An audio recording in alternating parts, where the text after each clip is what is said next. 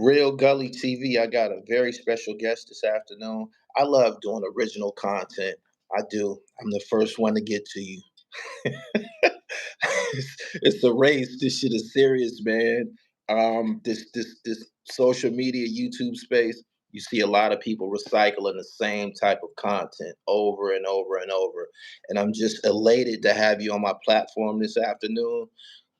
This is the director of the hottest series on Tubi, Killa Hill. Go ahead and introduce yourself, G.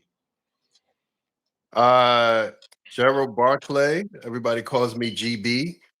Longtime Staten Island resident. I go back to the grind, to the grain, as they say, with Yeah. Park Hill. I go back to free lunch days. Oh, no And doubt. yeah, No selling doubt. papers on the Verrazano Bridge Yeah.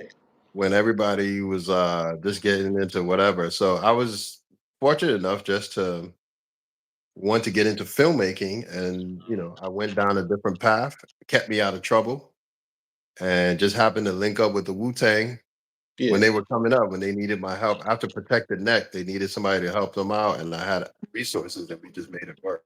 Yeah. So you've been So you've been you've been working with them in a videography field since Protect Your Neck. no, I didn't do Protected Neck. Whoever did Protected Neck never finished that video. That's why you see time codes on there. I think I came in. Ralph McDaniels debuted No, it it. wasn't Ralph McDaniel. It was another guy, because I spoke with him because RZA wanted me to get some film from him. It was like, yo, call him and get the rest of the film. I Okay. called them, and they were shocked that he had moved on. But the overall deal is that I grew up with these guys 10 or more years prior to them becoming superstars. So we were Yeah. all just really a part of the whole process. And Okay. I just so happened to be the dude who had access to certain things. Yeah, people trying to call in here. Yeah. Yeah. Why wasn't it a big rollout for this project? This shit just I fuck with Tubi. I watch a lot of old classic films. Sometimes I watch them over and over. And when I think that up there, I'm like, whoa. I thought something of this magnitude would have went to something like Netflix. Your project clearly stands out on Tubi. I mean, listen, I was very much aware of the audience that Tubi is making. And yeah, and there was a conversation that I had with RZA about that too, because he wanted the prestige and so on and so forth. But I thought that my audience was at Tubi, so I don't Yeah. want to do stuff that's only going to impress a white audience or whatever. So I just felt like whatever we were doing, that message needed to be gotten straight to the folks and people on Tubi. Tubi was one of the, that's the hip hop audience there. You understand? For sure. And I felt, okay, let's bring it there. We did have a deal with another distribution company, and there was some issues that we had early on. And when I went to fix those problems, like, you know what? If I'm doing this, why don't I just put it out? So I released it myself. Yeah. And that was part of the problem, because when you're going through the system, they basically they like, you gotta, it's like a process. They don't tell you when it's gonna come out. So we just got word one day that it was coming out. Through the Yeah. other folks, we had 2 prior dates and never got released. So I was like, you know what, man, I'm just gonna take it over. And it worked, because as a creative, you have to be able to, if like in the music game, people got their own distribution. You can put your stuff out through these different platforms. So it's a similar thing. And that's Right. why now I've been able to uh, get directly to my audience, because the final uncharted territory for an artist is distribution. So if you do self-distribution, you're able to reach. So if Killa Hill does well, that's going to be that. I have season 2 damn near ready to go. I have 5 out of actually 7 episodes. I mean, I have 5 episodes already ready out of the 8 for season 2. Yeah. So hopefully, we'll be able to move on that. I'll revisit everything in a little bit and then go from there. After viewing the first, I think it was 8 installments, I watched them all in one day. Oh, I watched them all in one day, one after another. I've actually started watching it for the third time. Um, what type of feedback are you getting from the natives, from the families that was profiled in this. Like you had different instances of victims, like some people lost their lives. Basically, the early couple of chapters, there was some people that lost their lives, like Shorty Ave and Trey 8. What type of feedback did you get from the families of these victims? Well, one of the, Shorty off his family. I mean, that's my niece and that's my grandniece and that's my sister's first boyfriend. So that is family, and he doesn't have any family left. He only has his sister and his daughter, and granddaughter at this point. So that obviously wasn't a problem. Episode 2, one of my executive producers is Herman Dawson, who basically saw what I was doing, and he said, "Hey, I'll give you, um, you know, an opportunity to," like, he basically wanted to tell his story because I was affected by that. Guess what? I originally got married 10 days after, like, I was literally planning a wedding when his brother got killed downstairs in my building. And then 3 months later, I was videotaping his wedding. And at the wedding, I remember his mom, I talked to her and she's like, that letter, she read me that letter at the wedding. Yeah. But that was my first time seeing a mom brokenhearted. So as a native of the neighborhood, I felt it was my duty to, I've been documenting stuff. Almost every footage you've seen in there, I shot. Some things were shot, way before even Shorty at funeral. I filmed it. Little did I know that Trey 8 was going to get killed 3 months later. Mm. You understand? And these are all friends of mine. We grew up. They all looked up to me. They all praised me when I became a successful filmmaker. So even with the stuff with Wu-Tang, so when it came time to do it, no one else can tell that story the way I did it because I took it from an insider's perspective. You understand? Like I was there. I saw stuff happen. I knew Park Hill pre-crack, pre-Dusty, and going forward, I knew when it was safe to go outside and then when it wasn't. Right. You know what I'm saying? So at the end of the day, family wise, like, not everybody is gonna be happy. I got some calls, people like, hey, but if your family killed somebody and I'm presenting and humanizing the victim, you can't be mad at me. Right. You know what I'm saying? That's basically what it is. So when it comes down to it, I try to make it as fair as possible. This is not something that's getting anybody in trouble. Most of these cases were closed decades before I touched it.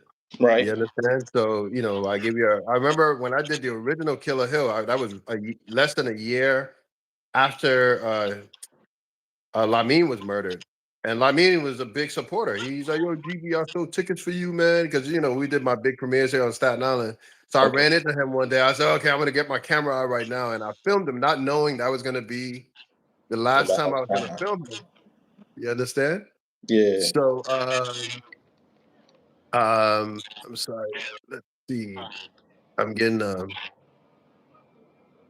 call coming in. So the point I'm making is I try to present the stories as best as I could. The type of filmmaking that I do is always heavy with emotion because I feel if someone watches all 8 episodes of Killa Hill, or it's going to be 16 episodes when I'm done, and they can walk away by learning conflict resolution or learning, that you have to, just little things like that. I think it's something that's pretty good because right now, I feel. And I was going through this with my cousin. We were discussing how each episode peels back a layer. Episode 1 gives you the origins of Park Hill. You hear, Meth story. You hear Ray's story. You hear Capadonna. You hear Hassan Johnson's story, Right. and then you hear the African story, a little bit of it. And then we come back later on with an episode called African Booty Scratcher, season 2. Okay. And then you got um, another, what was the other one? Um, Lost my train of thought. But the bottom line is each episode brings you deeper and deeper. The episode 1 takes you, um, it's a, how can I say it? if you pay attention, even if you look at the opening credits, when you see those photographs, each picture in there tells a story. So when people go back and say, I see this. So there are little subliminal elements that's added on. Because it took me literally months, believe it or not, just that closing credit for episode 8. It took me months to edit it and to make sure that everything was paced out perfectly. Because originally I was going to do a monologue at the end, but then I kept hearing this part of Ramatu's interview. I'm like, you know what? I'm gonna put that there. That's what we're gonna close it out with. That sums it all up. Right. Why did you choose to profile the stick up element? Was it that big of a deal in Park Hill? The Yeah, robberies? it bookends everything. Like the first major murder was J Love back in like I think it was 84. And 84, 83 is when he got killed. I gotta look at it again. But that is when I first moved to Park Hill, that's when they killed J Love. Right. So what's crazy is um he was a stick up kid, and then you go all the way forward, and Life talks about how he looked up to J Love. You Okay. understand? So it comes full circle. You know. One of the things that stood out to me, I text you, messaged you prior to us going on a live stream, and I told you that I started to notice that it was almost a level of infamy associated with the Gill brothers, right? Could you tell the chat a little bit? Can you give us a little bit more insight on these guys and how heavy they were? And they struck me as being heavy. In every project, there's a specific family that is a little bit more that kind of dominates things. The project that I came up in, it was a family called the Jeffries. It was like 6 boys. I used to rumble these niggas like every day. Like I had the older two. We stayed at it all of our life. I used to fight these guys every day. Normally, when you in the projects and you got a family, there's numbers, and because of that, they tend to be problematic. Tell my chat about the Gill family and why was they referred to constantly as the brothers. It just seems like they had a level of infamy associated with their name and their family. No, listen, there are a lot of brothers on Park Hill. Like I had my brother. It was just the two of us, but then we had some cousins and people click that way. I never had a problem with the Gills. I love the Gills. You understand? So in terms of infamy, I mean, truthfully, Uh, it's sad that it came up to that because it's something that I talked to Herman Dawson, who is the victim's brother, and he said something too. He said, "Listen, it could have been flipped the other way." So Yeah. he would have been the infamous brother because his brother shot someone. And the point I'm making is, and I want to clarify it, I'm just stating things as it happened. So I'm not here to denigrate them. The truth is, they would have been a victim as well. I mean, things back in '94 in Staten Island or in New York in general, the remnants of the crack era was still going on. Dudes were still shooting each other over very little things. And you heard Life talk about $40. Yeah. That's how I was able to book in the Gills. I remember at the beginning listening to the story in My Brother's Keeper, and then they showed the mug shots, and I picked up on the names. And then towards the end, at the very end, Life said that I got into it with one of the Gill brothers, and Hmm. one of them was a little bit darker than the rest of them, and that's where I got the notion that these guys was probably some pretty heavy dudes. But you grew up with them? Yeah. I mean, all of the guilds. I mean, Waco, the youngest one, was good friends with my sister. They all grew up in the whole Shorty Ave and the Wreck Baby Wreck Posse. And then Corey Gill is and I think the second from the oldest. He's a good friend of mine. We were in junior high and high school together. He's a good, Brian I wasn't as close to. But Brawl, Brian was yeah, Brawl was the one who, he was strong. But we all loved him because he was a crazy guy. But we didn't realize, when you add that with, whatever the situation was on the street, it turned to that. But we like Park Hill is very unique because we were all kind of intertwined. So a lot of people were conflicted, like Meth and Ray and all of these guys, because we were all from the block. And the conflict was with two people that we knew, Yeah. and it just turned ugly. And I mean, I will say something that came up in the conversation with Herman Dawson, and that was dealing with the fact that he said something profound. He said, my brother never got a chance to have family. He never got a chance to get married, and it was taken away from him at an early age, which is crazy.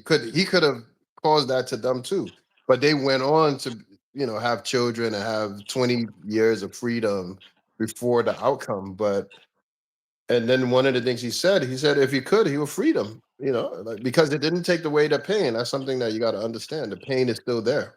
Right. Yeah, There the was pain is still there.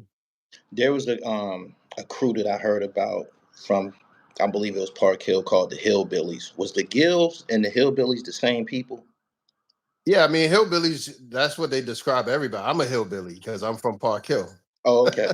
Yeah, Okay. yeah, yeah. So Raider Ruckus, I think, named that. He put that he coined that term. So everybody from Park Hill is a hillbilly. It's Hillbilly. You're probably thinking about the Christian brothers from 55. I'm debating whether I'm going to do an episode on I'm them. There's familiar just with a them too, and you yeah, should yeah. do an episode on them. They shouldn't be left. I don't. I wouldn't No, leave them out. yeah, they keep referencing them. I mean, they're constantly referenced throughout the whole thing. Yeah. And I'll reach out to the family and see if they want to be included in that.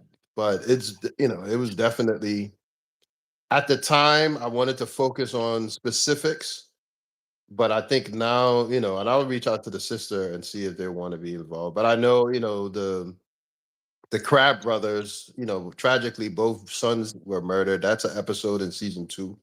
Okay. Yeah, so there's some things, man. There's some things, and then people think it's only limited to Park Hill because like life.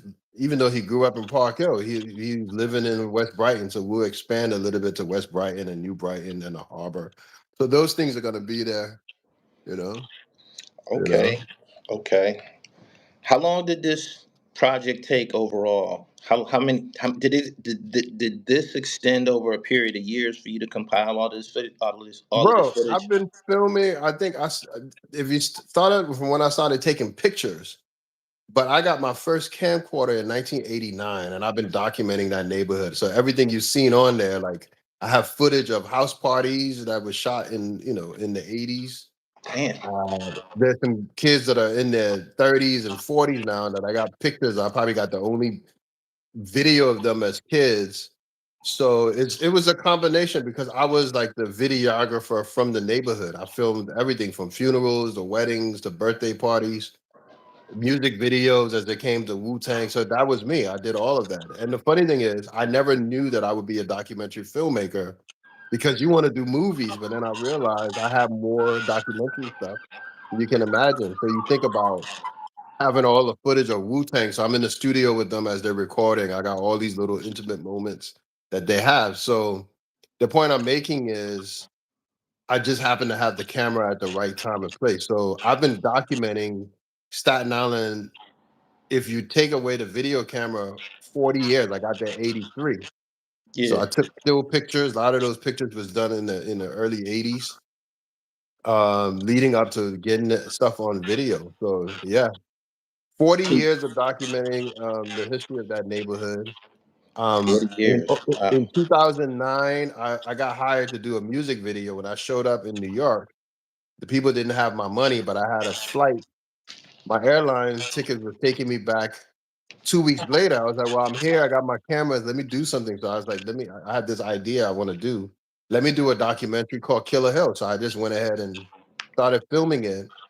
I completed it in a few months and released it in October 2009. It was well received. And when I Right. analyzed it, yeah, from the original Killa Hill, it was just a one-off documentary. And then what happened is some of the people who were with me on that documentary passed away. Like Megatron got murdered a few, like less than a year, about a year later after we did that. There's another guy that was down with Ghostface, Big Den. He got murdered. I think that's an episode that we have in the works. So we ended up just deciding to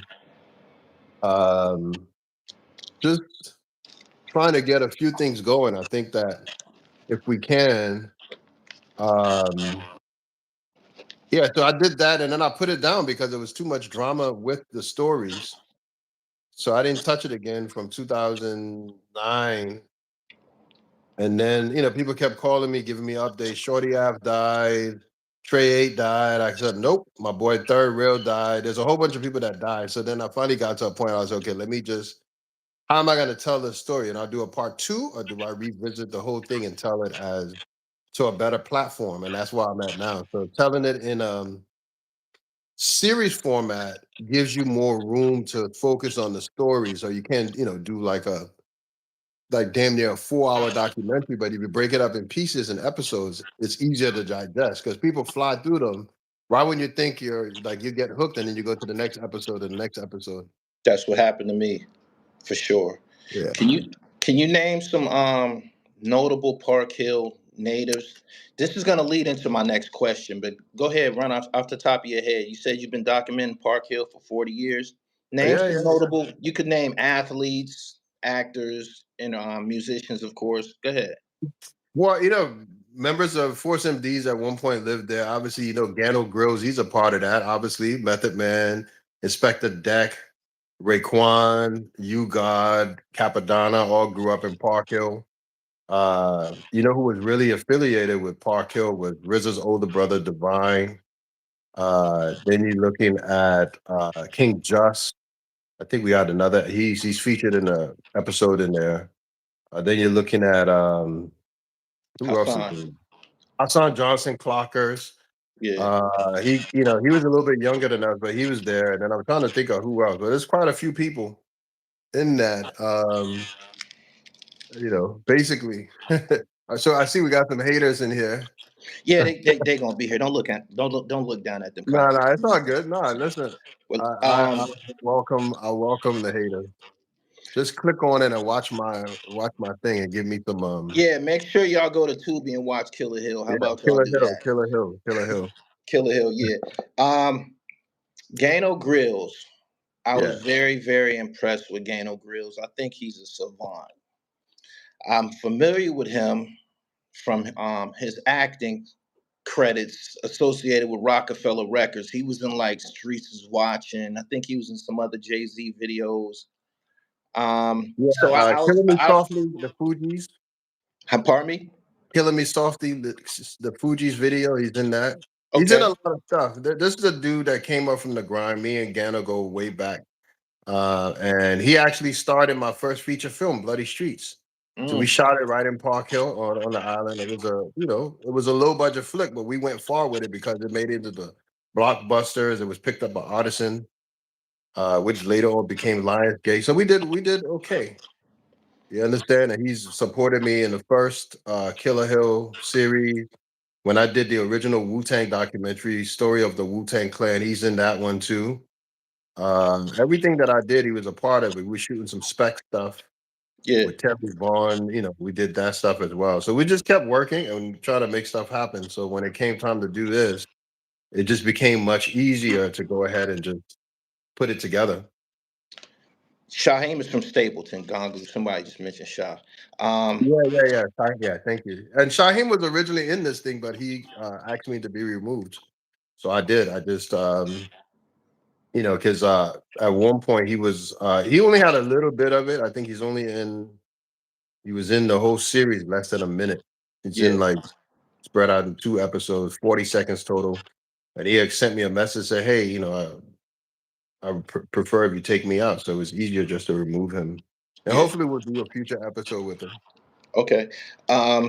I was very, very impressed by that mural. During the My Brother's Keeper episode, Mhm. Gano was saying that he was doing a also simple mural, Mhm. and Mike approached him, and that exchange that he spoke of.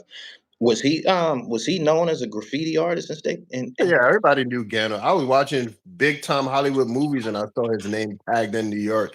That was a funny thing. Yeah. also Yeah. before he was a thespian, he was actually a Oh, yeah. talented graffiti artist? Most people, graffiti was in the early 80s. So when we first moved to Staten Island, 83, graffiti was everywhere. And. Yeah, So Gano had a graffiti crew, and basically that's basically what he did. He was known for that. Then he got into acting, and then he got into religion and spirituality. Yeah, yeah. He a bad boy. So you said that he was one of the directors or producers on this project? yeah, yeah. He's an executive producer. Once he got to a certain stage, Gano started.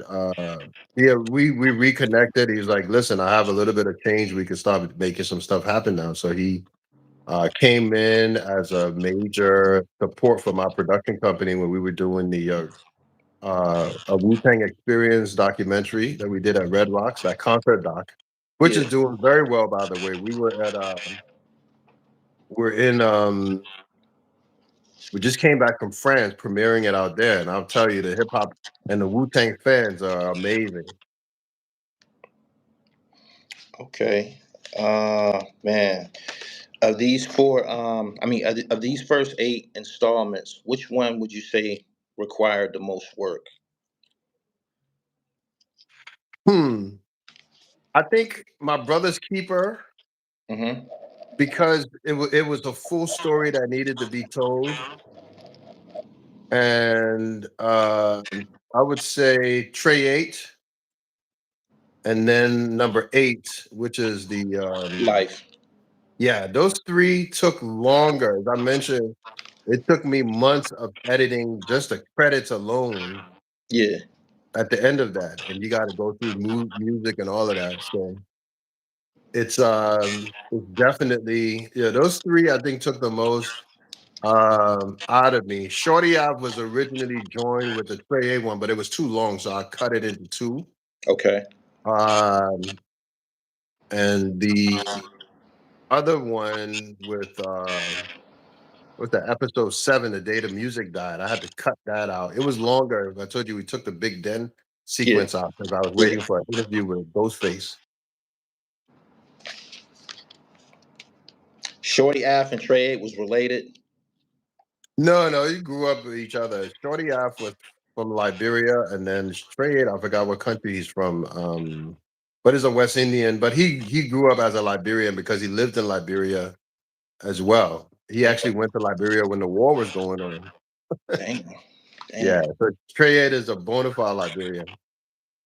Take me back to the period in your life when the Jamaicans first arrived to Well, let me to Park Hill. explain that, which is crazy because we learned later on, every day just categorize everyone as Jamaicans, but Yeah.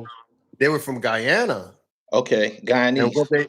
they were Guyanese. All of those guys were from Guyanese. A lot of them were from Guyana, but West Indians stuck together. So by the time Dusty made it to Park Hill, there was a huge Trinidadian and Jamaican and Guyanese population on Staten Island. But most of those dudes that was running like that were from Guyana, but Dusty himself was from, the Virgin, he said St. Thomas, which St. is a Thomas. U.S. Virgin Island. Yeah. Yeah. I Yeah. thought that his appearance on this project stood out. How was you able to reconnect with Dusty?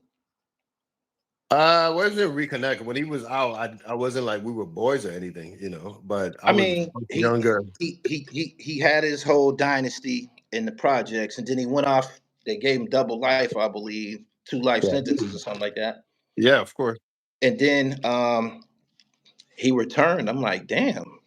I Yeah, was that was the shocked most that he shocking was thing. on I it. remember, yeah, I remember starting to shoot the interviews for the second season of Killa Hill. I mean, for what you have now.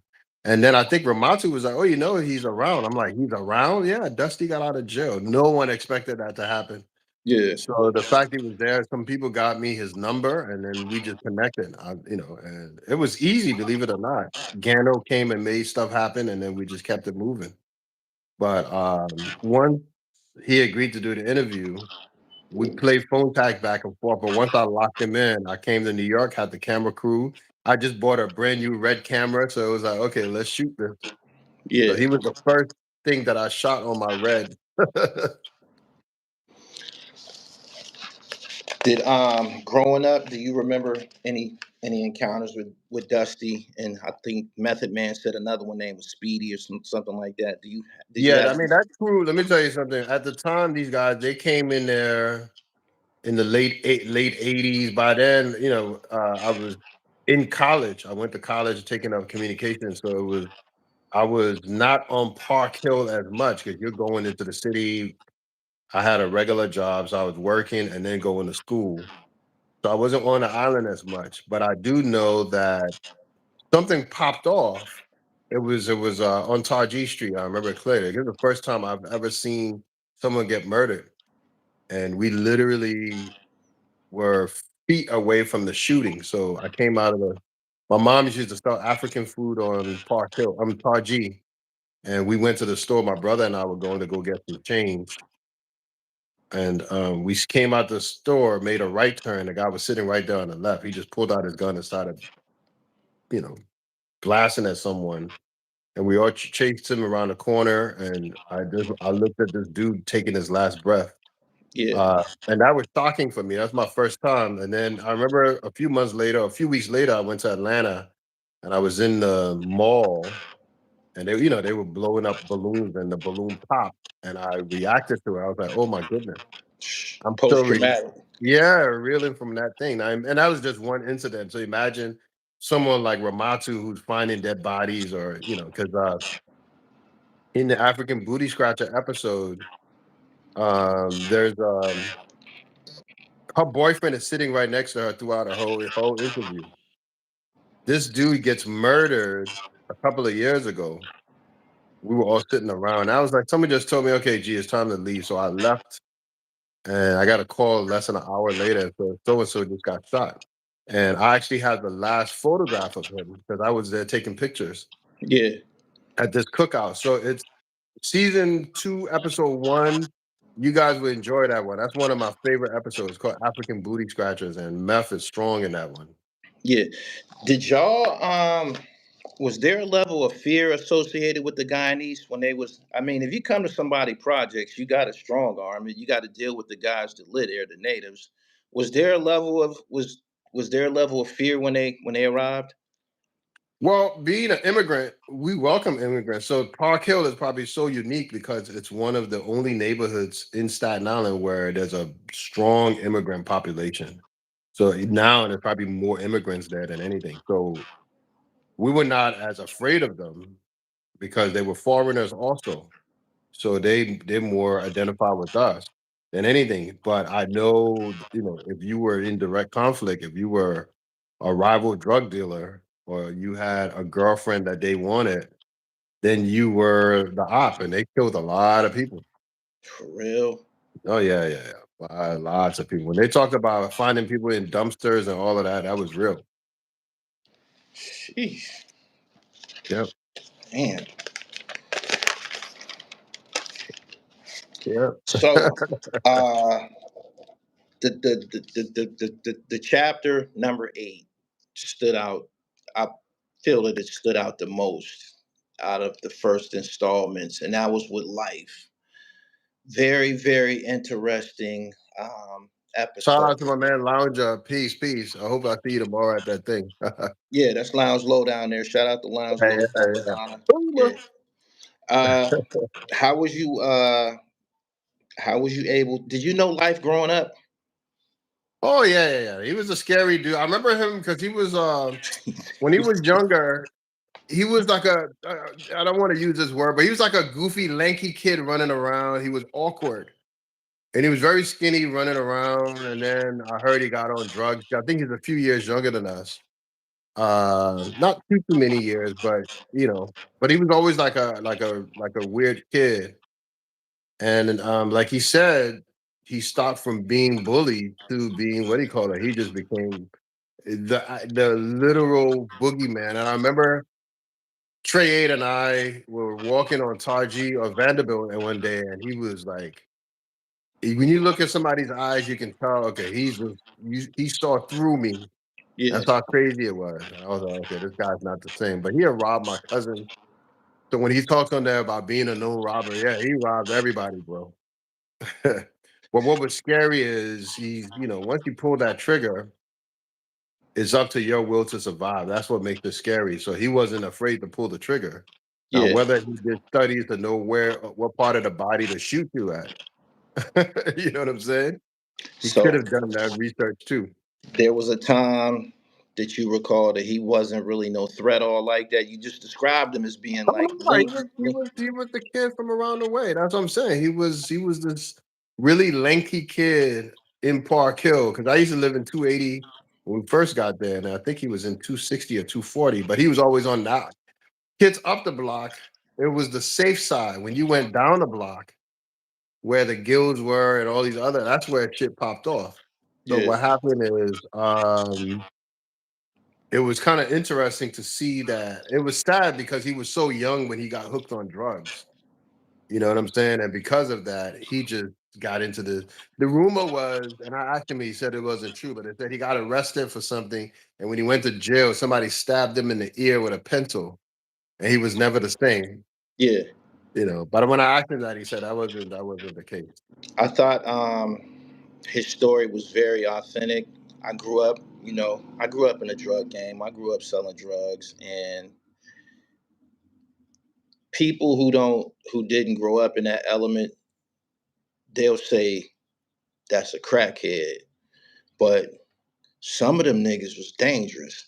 Some of them niggas was dangerous for real. Like, if a guy was a knockout artist growing up and he starts smoking a pipe, he's still a fucking knockout artist and shit like that. So when Yes. telling the story of life was a crack addicted, stick up guy, that was very, very believable. It was crack addicts in every neighborhood that was problems.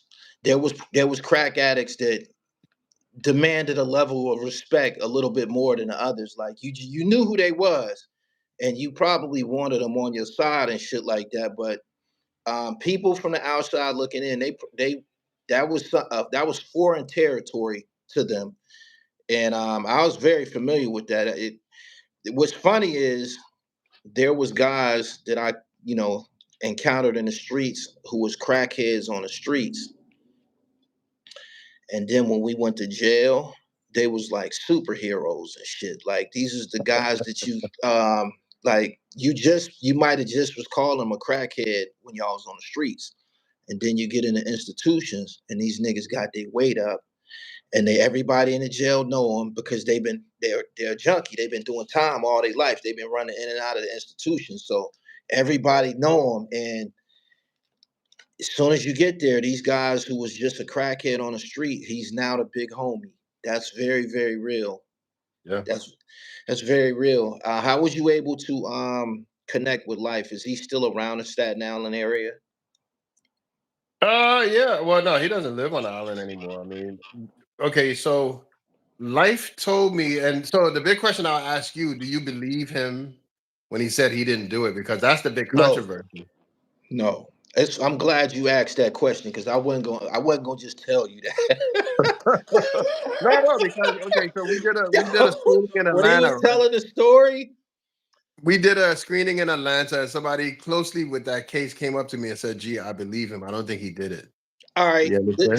this is what made me feel that he did it. There was allegedly, according to him, there was an eyewitness. It sounded like a woman who said, "I seen you standing over him, and you said, 'Nigga, you ain't gonna play me because I'm getting high.'" I've witnessed those conversations. I've witnessed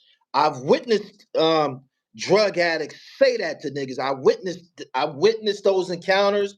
I witnessed niggas saying, "Yo, I'm not going for you. Think because I'm bumping, nigga, that you're gonna do this or you're gonna do that." They say it. It comes out their mouth just like that. So he said that a witness allegedly said that. I said to myself, She really said that. She really, I said to myself, she really said that because when them niggas go to fuck off, that's the type time they've been on. A smoker almost killed me one time. Oh, A wow. smoke, yeah, yeah. I was in a dope house and there was this specific smoker. I was in one of my homies' spot, right? And it was this specific smoker who was acting a little unruly. Now I don't know him. In the neighborhood that I'm from, we don't really have them problems. Like I said, there's certain guys who demand a little bit more level of respect, but even them could get stomped out. You know what Yeah. I'm saying? Even them, if it takes two or three of us, we will deal with them niggas. But this guy, his name was Sam. He was acting up in my man's spot. And I kept looking at my man Edmund. I'm like, yo, man, like you allow this type of shit to go on and shit. And he kept downplaying it. He like, man, that's Sam, man, it's cool, like chill and shit. He's not telling me that this motherfucker's dangerous, right? Buddy. He's not telling me this motherfucker's dangerous, right? So I sucker punched him, knocked him down. This nigga hopped up like a jack in a box and threw so many combinations at me, man. I said, "Oh shit!" Like I had to grab him. You know what I'm saying? I had to grab him, man. And a couple other niggas came in and like separated us. But Right. this was a near-death experience, man. Like I was a teenager. I sucker punched a grown man who was a crackhead, right? I ended up doing some time with him later on. We was in the county jail together, and we talked about it. We laughed about it and shit, right? And I said, "Yo, man," I said, you pretty dangerous with your hands and shit, right?" And he ended up telling me he was from Illinois. He served time in Cook County Jail in Chicago, and he was in like Joliet, one of them notorious prisons in Illinois. And he was telling me that he was like the middleweight champion at a point in time in his life. And that's basically what. Can you hear me? Yeah, I can hear you now. Sorry. Okay. So I ended up doing time with Sam, and we talked about our fight. Right? Seemed like we getting some feedback or something. Oh, yeah. Let me turn the volume down. Go ahead. Yeah. All right. So I ended up in the county jail with Sam, and I told him, I said, "Man, you pretty good with your fucking hands and shit. I done been in a few rumbles. I know when somebody's had some training. I don't know what that echo is about. You got me on loudspeaker?" It's the same as it was before, but a call came in, so maybe a call almost went in. Let me see. How do I turn the speaker off? Yeah. Let me see. Put the headphones on. This is good though. I do have a few calls coming in, so I'm gonna have to Yeah. figure out how to. Oh man, let me see. How about you exit the chat and come back in? Oh Can yeah, you you do think that? it might be double? How to do that? Hello? Yeah, I'm here. Oh, I Audience. think. Okay, there we go. Let me see. Audience, how do I sound to y'all? Okay. Yeah, come back in, fam.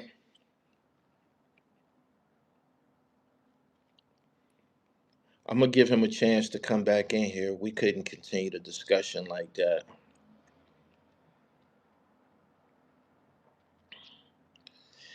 I gotta wait for him to come back in. Let me send him a message real quick.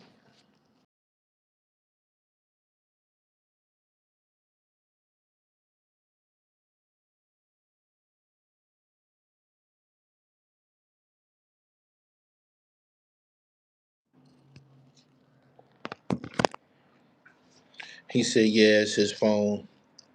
He said, finish out the Sam story. I do want to finish the story. I do want to finish the story. I'm gonna give him a second or two, man. A couple of minutes, see if he can come back in here. Make sure that y'all go to Tubi and watch the Killa Hill series. It's 8 episodes out now. I think each episode is like maybe 35 minutes or something like that, maybe 40 minutes each. Like 45 minutes each episode. Very, very riveting. All right, he back. Shout out to Park Hill. Yeah, yeah, All yeah, right. yeah. I'm back. Is it So better? listen, right? They want me to finish the story. I sucker punched this smoker named Sam, and he damn near killed my young ass. Like this nigga threw so many combinations at me, like I had to grab him. And my man and them that was there, they high, they laughing like a motherfucker. Number one, because he hopped on my ass and shit. But they gripped him up, they separated us, we put him out the spot. I ended up bumping into him in the county jail. We start talking about our little incident, and we laughed about it. And I asked him about his background because I knew that he had some type of training, some type of combat training, the way he threw them combinations at me. And he told me he told me that he was from Chicago originally. He grew up doing time in Cook County Jail, and he did state time in Joliet, Illinois, one of them prisons out there in Chicago. And he was the middleweight champion out there. You picked the wrong guy. He was the middleweight champion in the prison system and shit, man. So when he said that, man, I laughed like a motherfucker. So I'm familiar with them guys who are um, dangerous. So getting back to life, I thought that his testimony about his mother was very, very powerful. Before that part of the story, I'm listening to everything he said. He shot 14 people. If you just admitted to me that you shot 14 people, what would lead you to believe that I don't believe that you killed somebody and shit? You've been shooting. He said it himself. I've been shooting niggas my whole life. You know what I'm saying? So the conclusion that I came to is based on things that he said out of his mouth. I listened to Right, everything he said. Been shooting niggas my whole life. Uh, I've encountered guys like him, like, and once I understood, because he kept saying getting high, getting high. He didn't say smoking crack to the end, right? When he was saying getting high, he said someone came up and asked him, um, the guy that got killed came up and asked him about a robbery, and right, right. he said he told him, "Man, I didn't do that," and I went back to getting high. What I was doing, I thought he could have been talking about smoking weed. No, Could I have been think talking. he said I think he told me he was smoking dust. I think I could be I assumed it confused. to be weed or dust because I Dust, know yeah. Staten Island. Staten Island has a connection with Seems a PCP. bit. Like they Yeah, smoke yeah. dust out there.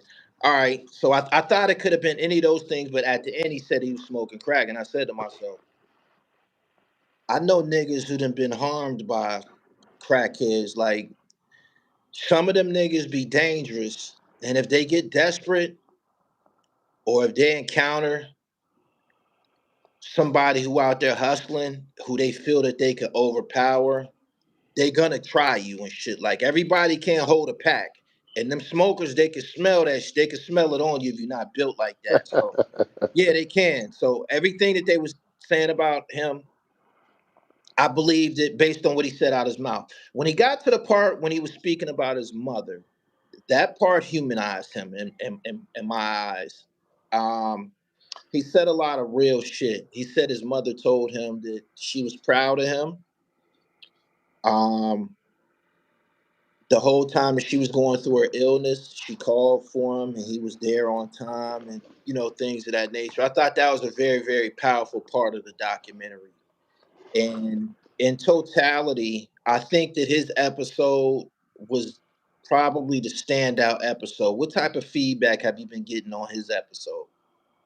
And I agree too. I mean, truthfully, when I talked to Raekwon, because I sent him all the rough cut before we had any reenactments in it, and he told me straight up that that was his favorite. And he did a song with him after that.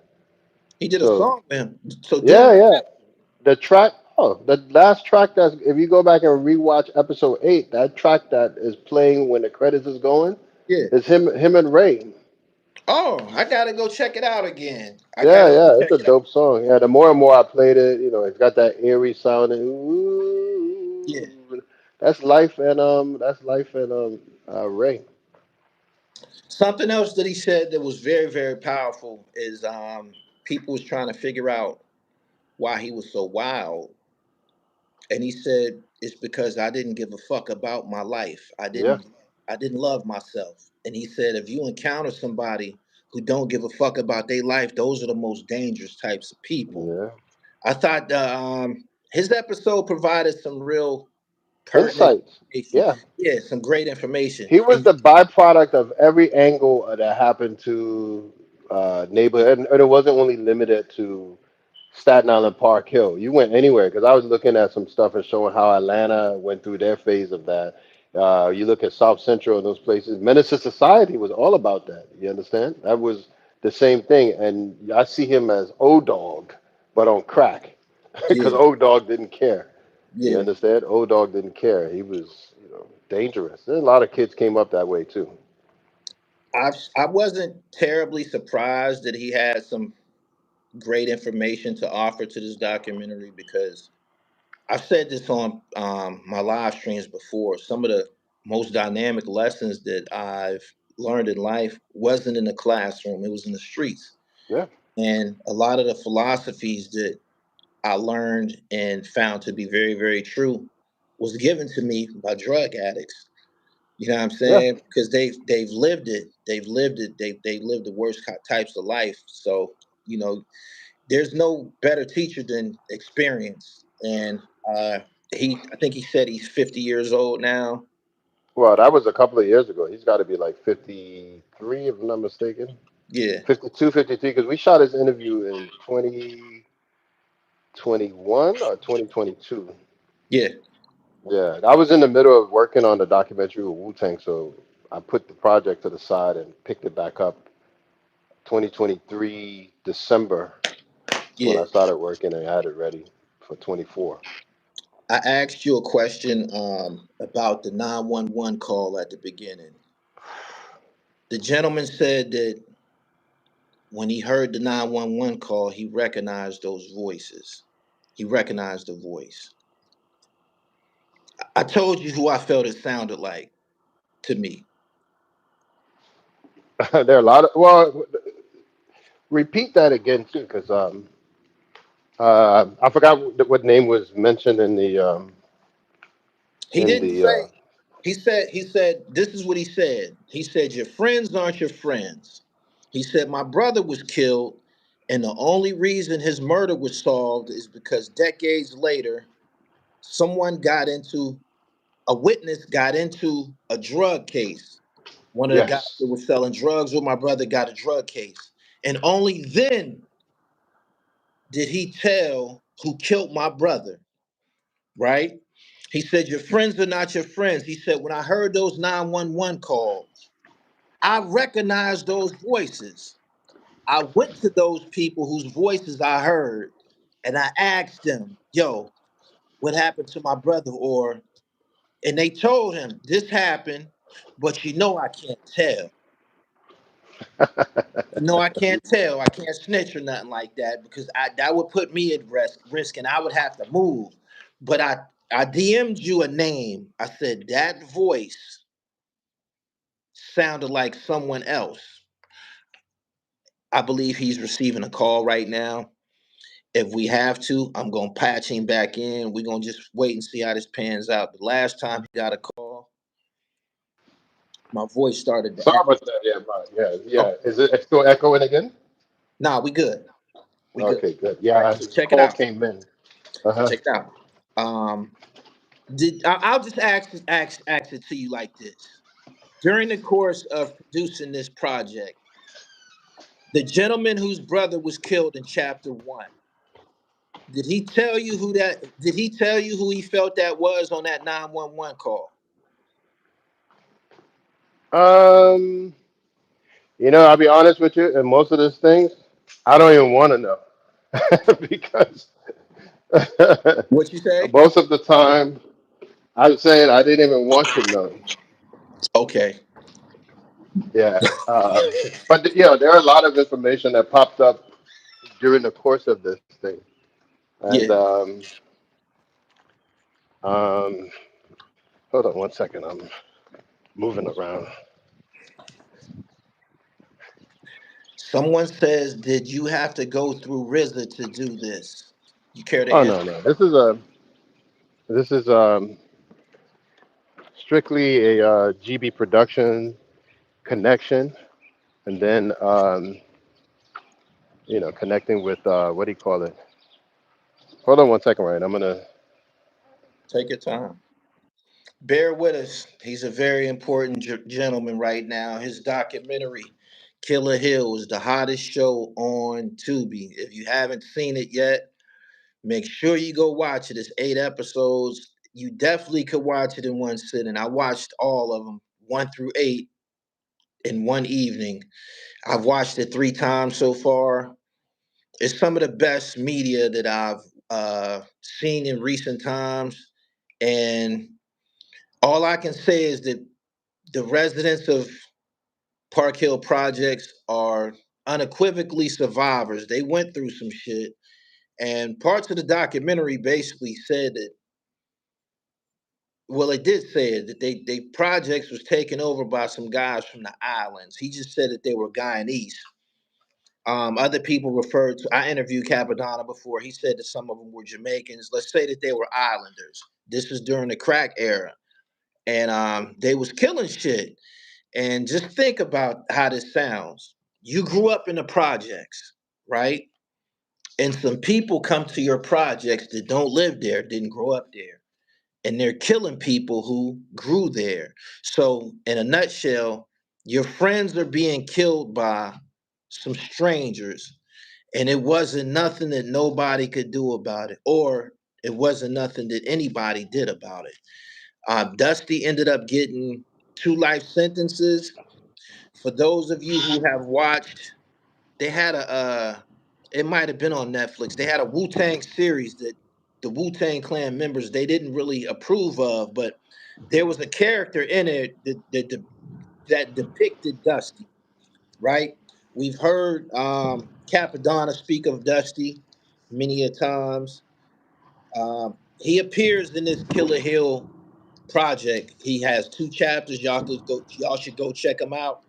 I interviewed Capadonna before, and I asked him about the big jewelry that they wear. You remember Ghostface had the big eagle on his arm and the big dinner plate size Medusa on his rope.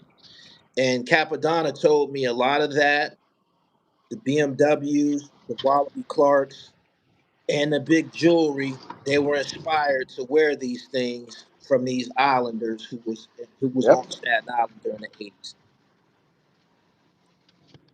What you think about that, GB? No, it's spot on. I mean, these guys came in with like they just was. Oof. I remember, I remember back in the day, if you had a Maxima, remember the Maxima with the skirts on it? That was the like if you had a Maxima, you were the man. Yeah, And everybody Maximas is all over Park Hill, and I got to see if they still got those cars around because that's a freaking classic. yeah, You understand? So you had the Maxima, and you had the Truck Jewels, you had the freaking Clarks, you had they rock Kangos back in the day too, and the track suits. yeah, That's how they rolled. The polo, the velour. That was it. And I think I put up a picture. And it was funny. Dusty sent me more pictures after we released the episode, but there's so many pictures. Maybe I'll do an updated version. So some of the people he's talking about and a lot of the things. So he sent me about another 10 or so pictures. yeah. At He the sent time you. we were doing the thing. He Huh? sent you. He sent you more pictures when he was wearing the big jewelry. Yeah, yeah, just in general, the white girl that got the baby for him, he sent me pictures of her, you know. But it is what it is, the film still says what it says. But yeah, these guys, if you look at New Jack City, you've seen What's the guy's name? You seen Nino. Nino Brown? Nino Brown rocked that. He rocked the Kango. He rocked the freaking Bally's. He rocked the truck jewels. That was New York City style. If you wore that, you had money, Yeah. you know. And that was the style back then. So in the 80s, late 80s, that was it. Gerald, I really, really appreciate your time. We've been here an hour. I don't want to take up your Nah, no afternoon. problem. Make sure you drop your Instagram profile, and maybe you can upload a couple of those pictures that you got from Dusty, and my viewers could go check them out. Tell them where you Yeah, at no doubt. IG. Yeah, I mean, at GB Productions NYC, GEEBEE Productions NYC, I'll put a direct link to go straight to Killa Hill. You can go to killahill.com, KILLAHILL.com, killahill.com. Shout out to all the people that looked out for me during this thing. You know, people think it was a big production. I basically sacrificed a lot to make this project come together, especially my brothers Gano Grills and Herman Dawson, who didn't let the project die. He came through and said, "Hey, I got you," Yeah, and we were able to get through the end of it. RZA put the stamp on it, and then the biggest was my boy Meth. Meth said, "Gee, I got you," so he agreed to do the interview, and that was the shortest interview, but he gave me the most content in a short period. yeah, Like he literally laced me with some jewels so much that it spread out through 2 seasons, and just talking about the different topics. And the good thing about it is, whether he was talking about Case or talking about Trey 8, these are guys that were with him all the time before he blew. If you look at the original METOD Man video that I did for him, they're in that video with him. And the second version I did for MTV, Trey 8 is right there. These are the guys that held him down throughout the whole thing. That was his crew. Shout out to my man Raider Ruckus. Shout out to my team, Carl Lou Films. These are other dudes. They got a project that pops up. I don't know if it plays right after the Staten Island culture of hip hop on Staten Island. That comes up right after too. yeah, Look out for a Wu Tang Experience live at Red Rocks. That's a documentary that we did that's screening in theaters right now. So there's a whole bunch of stuff happening, and I'm excited because we got so many things in the works. I'm looking to do a spinoff, like inspired by like almost like Power Universe, with a whole bunch of stories. Right now, I got like 5 different stories coming out of that. One of them is inspired by the Stick Up Kid life. yeah, You understand? So we're working on that. It is what it is. Like I said, I just listen.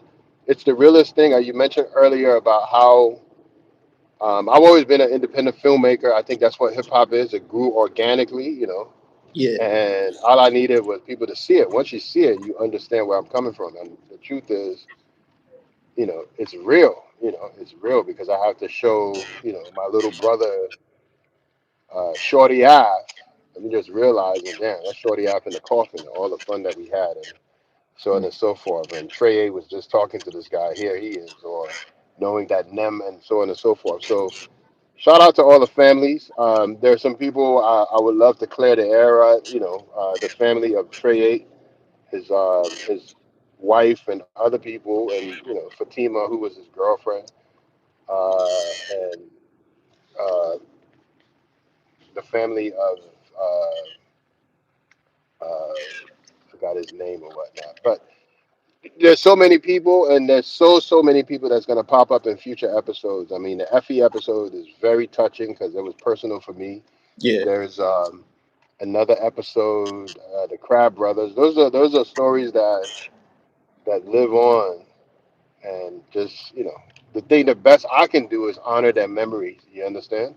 Yeah. So this is not a snitch DVD. That's everything on there is already information that's been out. I just compiled it and humanized the people, and hopefully use it as a cautionary tale for people to come.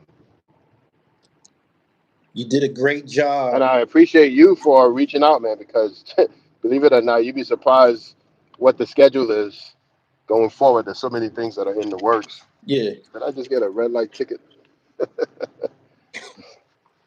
Yeah, I but appreciate you, man. And no, no. Listen, I'm hoping that this is going to expand the viewership. A lot of people, like I said, it's some might think it's too big for Tubi, but I feel it's the right platform for it because it deals with street elements, and I think the audience is there. yeah, You know, me so personally, I felt it was Netflix material. I was in an independent movie on Tubi. Some people be doing their best as far as the cinematography aspect, but your shit, you had you had reenactments in there and everything. Like it was very, very detailed, man. I commend you for the great work. Seriously, I enjoyed. thank you. Looking forward to season two. When do you expect to be done? Season two is like I said. I mean, I could have it ready in a week, believe it or not. But I'm just taking my time and going in. Like I want to go in and really just improve my reenactments, add some more elements that's going to take it to a whole other level. But if you love what you're seeing now, then hey, I'll give you that. You're going to get at least that. You Yeah, understand? And then, there are other pieces that's going to be stronger popping up. So I'm just deciding what stories to put in. I know for a fact that's Effie, the Crab Brothers, um, uh, Case, and a couple of other people that are popping up in episodes. yeah, So it's gonna be good. It's gonna be good. I'm just and like you said, do one on the Christian yeah, brothers. yeah. I'll talk to them and see, if they want to participate. And that's a sad thing about Park Hill because there's so many stories of death. You can pick and choose which one. Some people wanted me to include their stories in them, but it's I can't tell it all. You understand? Right. Some things were just a mention. And I remember even when Megatron situation happened, at first there was some pushbacks, but then once they saw what I did, then things popped back up again. I caught some opposition in the very early version when I did the story of Lamine, and then his dad. I showed him what I did, and his dad shook my hand and said, "Thank you. You did the realest thing for my son." Yeah. You know. But also, if some other pieces expanded that shows the person who went to jail for killing him didn't do it, at least I can tell that story. Okay. So I appreciate it, man. Yep. Thanks a lot. You have a great afternoon. Thank you for your time. No doubt, man. And all the fans out there, thank you guys for chiming in. I appreciate it. You can follow again at um, GEEBEE Productions NYC on IG. Peace. Peace.